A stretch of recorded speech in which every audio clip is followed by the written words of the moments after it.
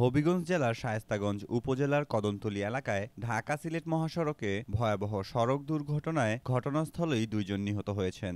আহত হয়েছেন অন্তত ৫০ জন যাত্রী। তবে নিহতদের পরিচয় তাৎক্ষণিকভাবে জানা যায়নি।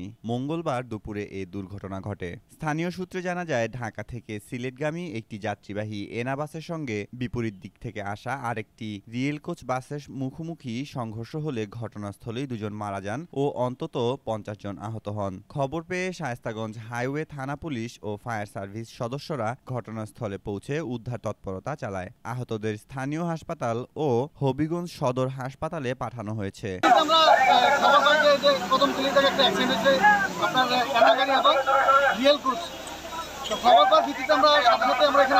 আসার পরেই আমরা এখানে দুজনকে মৃত উদ্ধার করি এবং আমাদের অ্যাম্বুলেন্স যুগে প্রায় ৫ জনকে আমরা হবিগঞ্জের সদরে পাঠাই। আর বাকিরা আপনার পুলিশের পিকআপ এবং ম্যাক্সিতে করে বাকিদেরকে হবিগঞ্জে পাঠানো হয়। টোটাল কতজন? জি, কতজন? টোটালটা আসলে এটা জানা নাই, কারণ এটা বিচ্ছিন্নভাবে গেছে, তো আমাদেরটা শুধু জানি। মানে এই জায়গাতে কতজন ডেড বডি এখানে শুধু দুইজন না? এখানে ডেড বডি 2 জন। আর আমরা আমাদের অ্যাম্বুলেন্সে পাঠাচ্ছি আপনার 5 জন, 1 জন মহিলা 4 জন পুরুষ। আর বাকিরা আপনার যে পুলিশের ভ্যান এবং ম্যাক্সিতে করে চলে গেছে। এখানে টোটাল হিসাবটা কি আপনাদেরকে দিতে হবে? অনেকই আহত। আধা ঘন্টা যাবে, আধা ঘন্টা যাবে। কারণ 10টা 25 আমরা খবর পেয়েছি, তো এখন প্রায় 11টা বাজে।